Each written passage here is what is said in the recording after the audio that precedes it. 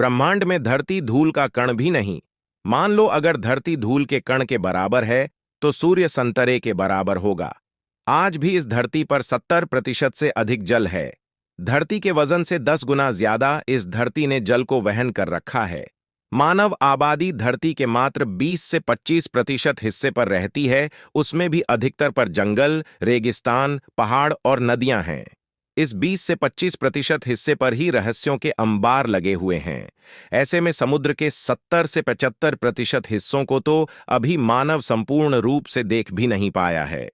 प्राचीन काल से लोग सागर की यात्रा करने और इसके रहस्यों को जानने की कोशिश में लगे हुए हैं। नंबर 1, समुद्र का जन्म।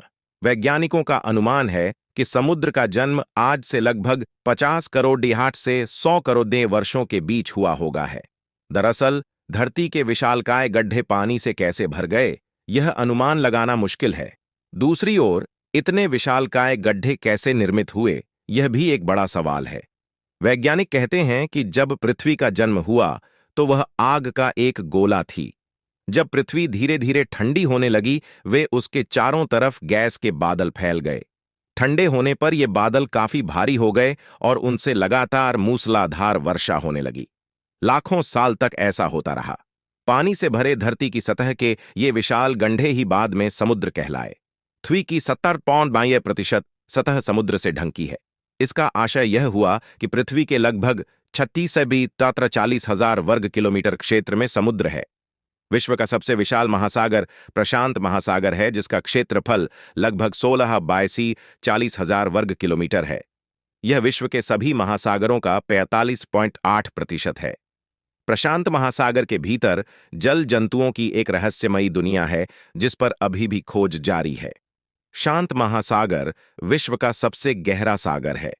इसकी औसत गहराई 1929 मीटर है।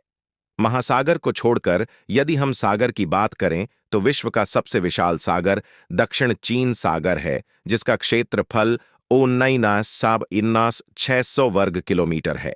नंबर 2, समुद्री लहरों का रहस्य। समुद्र की लहरों को समुद्र विज्ञानी ही जानता है। समुद्र की लहरें 3 तरह से पैदा होती हैं। पहली, समुद्र की सतह पर बहने वाली हवा। दूसरी, चंद्रमा के कारण उत्पन्न हुआ ज्वार। और तीसरी, समुद्र के भीतर कहीं आया भूकंप। हवा या तूफान से उत्पन्न लहरें भूमि के पास उथले पानी में पहुंचने पर मंद पड़ने लगती है। फिर भी कभी-कभी इनकी ऊंचाई 30 से 50 मीटर तक हो सकती है। अधिक ऊंची लहरें अस्थिर हो जाती हैं और अंततः सागर तट पर झाग के रूप में टूटती हैं। सुनामी नामक लहरें समुद्र तल पर आए भूकंप या भूस्खलन की वजह से उत्पन्न होती हैं और सागर के बाहर बमुश्किल ही दिखाई देती हैं, लेकिन किनारे पर पहुंचने पर ये लहरें प्रचंड और विनाशकारी रूप धारण कर लेती हैं। चंद्रमा से उत्पन्न लहरें भी कभी-कभी विनाशकारी साबित होता है। नंबर 3, समुद्री पर्वत। समूची पृथ्वी पर पाए जाने वाले पर्वतीय श्रृंखलाओं में से एक है 70,000 किलोमीटर लंबे समुद्र के भीतर का पर्वतनुमा क्षेत्र। समूचे समुद्र में ऐसे करीब 1 लाख बड़े पर्वतनुमा क्षेत्र हैं। धरती पर सबसे ऊंचा पर्वत माउंट एवरेस्ट है, जो नेपाल भारत तिब्बत सीमा पर है और इसकी चोटी समुद्र तल लेवल से 8,850 मीटर ऊंची है। लेकिन समुद्र के भीतर इससे भी ऊंचा एक पर्वत है, जिसे मौना किया माउंटेन कहते हैं। मौना किया माउंटेन हवाई, संयुक्त राज्य अमेरिका के नजदीक प्रशांत महासागर का एक हिस्सा है। वास्तव में यह माउंटेन एक विशाल द्वीप है, जिसका आधार समुद्र के तल से बहुत नीचे है। समुद्र तल से मौना किया की ऊंचाई 4,905 मीटर है, लेकिन यह मौना की पूरी ऊंचाई नहीं है। संयुक्त राज्य अमेरिका भूवैज्ञानिक सर्वेक्षण USGS के अनुसार मौना किया माउंटेन समुद्र तल से 6,000 मीटर नीचे तक फैला हुआ है और बेस से ऊपर चोटी तक ऊंचाई मापने पर इसकी कुल ऊंचाई 10,210 मीटर होती है।